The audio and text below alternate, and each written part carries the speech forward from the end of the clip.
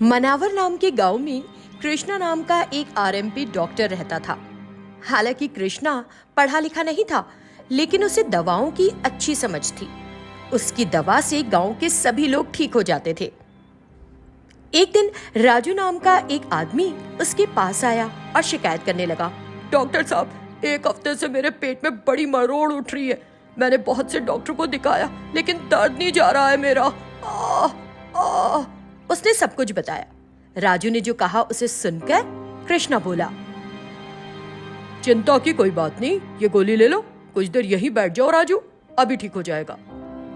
अच्छा डॉक्टर। राजू ने डॉक्टर की बताई गोली खा ली और कुछ देर वहीं बैठा रहा। अचानक उसे टॉयलेट जाना पड़ा और जब वो वापस आया तो उसके पेट का दर्द गायब हो चुका था। वो बोला, डॉक्टर, दर्द तो जैसे उड़नछू हो गया। आपका बहुत बहुत धन्यवाद। तुम्हारे पेट में गैस हो गई थी, अब चिंता की कोई बात नहीं। उसने बताया और राजू को विदा कर दिया।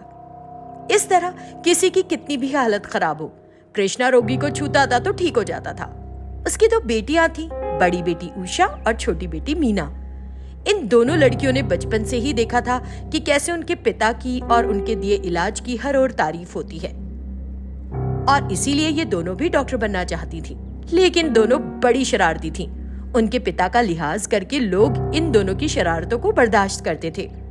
एक दिन कृष्णा ने इन दोनों लड़कियों को अपने पास बुलाया और पूछा, उषा, मीना, बड़े होकर तुम दोनों क्या बनना चाहती हो? हाँ? कृष्णा के पूछने पर दोनों एक बार में बोल पड़ी, हम आपकी तरह डॉक्टर बनना चाहते हैं पापा। दोनों ने एक स्वर में कहा। ये सुनकर वो बोला, तुम डॉक्टर क्यों बनना चाहती हो? जब उसने ऐसे पूछा तो कुछ देर के लिए दोनों सोच में पड़ गईं। अगर हम आपकी तरह डॉक्टर बनेंगे तो सब हमें सलाम करेंगे और कोई भी हमारी किसी भी बात पर हम पर चिल्लाएगा नहीं। इस तरह उषा ने अपने पापा से बहुत सारी बातें कही। ये सुनकर कृष्णा हंस दिया। फिर उसने अपनी दोनों बेटियों को इंजेक्शन देना और फर्स्ट एड करना सिखाया। कुछ साल बीत गए। अब कृष्णा बूढ़ा हो चला था। बेटी उषा और मीना, अब मैं बूढ़ा हो गया हूँ, अब तुम दोनों को अस्पताल की देखभाल करनी है। इस तरह उसने दोनों बेटियों को अस्पताल की जिम्मेदारी देना चाही।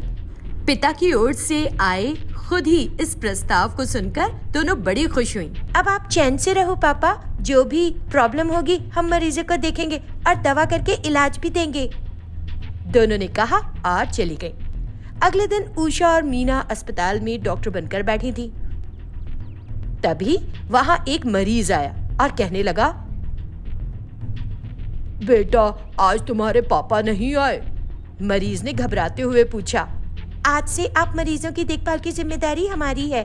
बताइए क्या बीमारी है आपको, हम इलाज करेंगे। जब उषा ने ऐसे कहा तो वो घबरा गया कि अब इन लड़कियों से इलाज कराना पड़ेगा, क्योंकि वो उसी गांव का था और उसे पता था कि दोनों बहनें कितनी शरारती हैं। कुछ ज्यादा नहीं बेटी, सुबह से सिर में दर्द है। बस ये दवा ले लीजिए, ठीक हो जाएंगे, दिन में 2 बार। मीना ने कहा और उसे एक दवा दी, लेकिन वो दवा बदहजमी के लिए थी।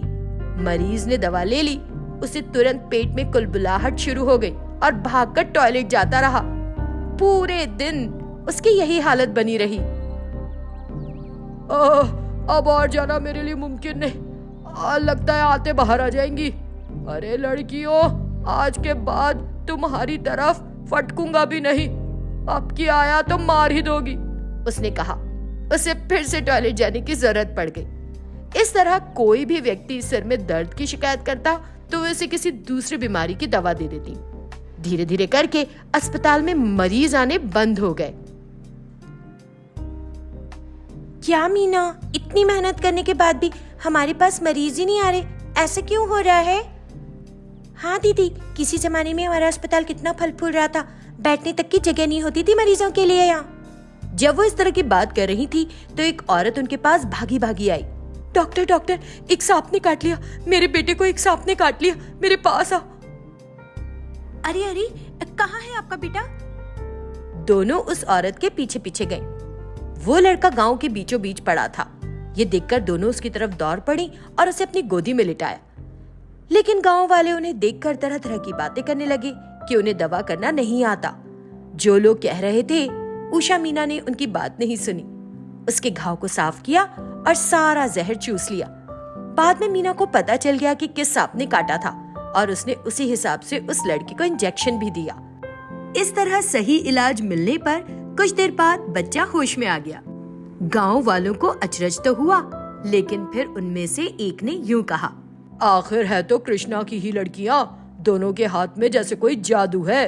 बच्चा ठीक हो गया। सब उनकी तारीफ करने लगे। उस दिन से उनके अस्पताल में फिर से मरीजों की भीड़ लगने लगी। कस्बे में पिता की तरह बेटियों को भी सम्मान मिलने लगा। कृष्णापुर में मोनिका नाम की एक लड़की रहती थी। वो जन्म से ही काली और बिना बालों वाली थी और देखने में बहुत अजीब लगती थी। मोनिका इस बात का सुबह से लेकर जब वो उठती थी और रात तक जब वो सोती थी मलाल करती थी। उसके लिए उसके माता पिता कई क्रीम और तेल भी लाए, लेकिन कोई फायदा नहीं हुआ। एक दिन मोनिका बहुत उदास होकर स्कूल से घर आई और अपनी माँ से कहने लगी, माँ, कल से मैं स्कूल नहीं जाऊंगी। प्लीज मुझे कल से स्कूल जाने के लिए मत कहना। क्या हुआ मोनिका, तू इस तरह क्यों कह रही है? और क्या कहूँ माँ, स्कूल में सब मुझे चिढ़ाते हैं, मुझसे अब और सहन नहीं होता। स्कूल में सब पढ़ाई नहीं करते, बस मेरा मजाक उड़ाते रहते हैं, टीचर की भी नहीं सुनते। उसने भारी मन से अपनी माँ से कहा।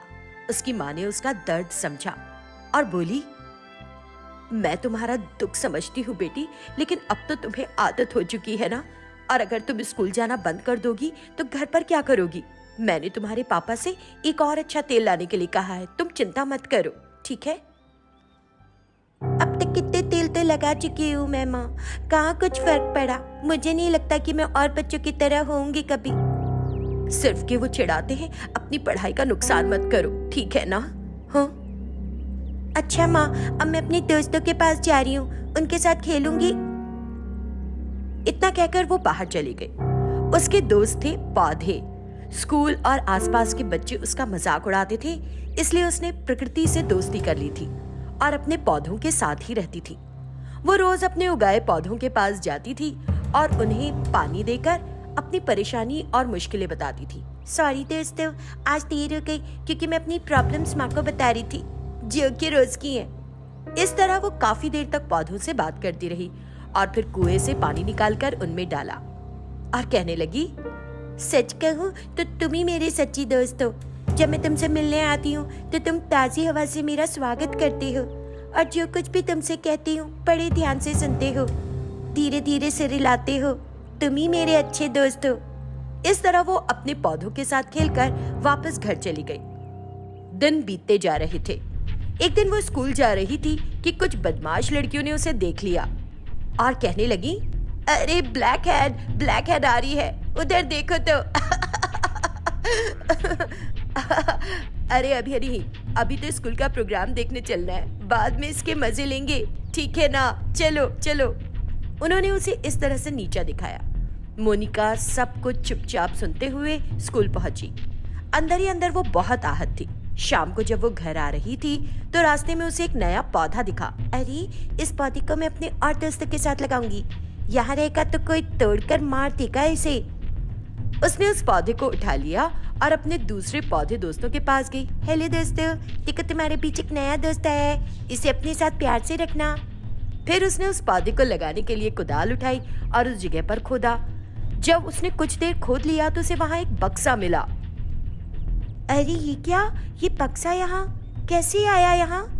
उसने वो बक्सा खोला तो देखा कि उसमें पाउडर और एक कंघी रखी है।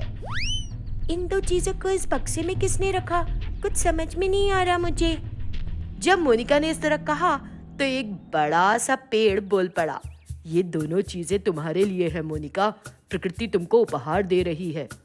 ये सुनकर मोनिका चौंक गई। मुझे विश्वास नहीं हो रहा, क्यों दे रहे हो तुम तोहफा मुझे? क्या ये सच नहीं है कि तुम हमेशा हमारा ख्याल रखती हो? हम भी तुम्हारी मदद करेंगे। तुम मुझे तोहफा दे रहे हो, मुझे तो विश्वास नहीं हो रहा। जादुई पाउडर और जादुई कंघी है ये। पाउडर को अपने शरीर पर लगाना और कंघी को सिर पर फिराना। तुम जो चाहती हो ना वो तुम्हें मिल जाएगा। जाओ, ये काम अभी करो। पेड़ ने कहा। ये सुनकर मोनिका ने उस नए पौधे को लगाया और उन चीजों को लेकर घर गई। वो ड्रेसिंग रूम में गई और शीशे के सामने बैठ गई और पूरे शरीर पर उस पाउडर को लगाया। थोड़ी देर बाद उसके शरीर का रंग ही बदल गया। उसका रंग गोरा हो गया, जिसे देखकर वो चौंक गई। फिर उसने कंघी ली और अपने सिर पर चढ़ाई। सिर पर कंघी कुछ देर चलाते ही पूरा सर बालों से भर गया और मोनिका बेहद खूबसूरत दिखने लगी। ये देखकर वो खुशी से झूम उठी और अपनी माँ को दिखाने के लिए दौड़ी। अपनी बेटी को इस तरह देखकर उसकी माँ भी बहुत प्रसन्न हुई। फिर मोनिका दौड़कर अपने दोस्तों के पास गई और बोली, दोस्तों, मैं तुम्हारा कैसे धन्यवाद करूं? मैं तुम्हारी इस मदद को कभी नहीं भूलूंगी। मोनिका, आज के बाद कोई परेशान नहीं करेगा। अब तुम खुशी खुशी स्कूल जाना। अगले दिन मोनिका पूरे आत्मविश्वास के साथ स्कूल गई। जब उसकी सहेलियों ने उसे देखा तो हैरान रह गई। अब वो अपनी कक्षा की सबसे सुंदर लड़की थी और उसे कोई छेड़ने की हिम्मत नहीं करता था। सबकी बोलती बंद थी। मोनिका अब खुश रहने लगी थी।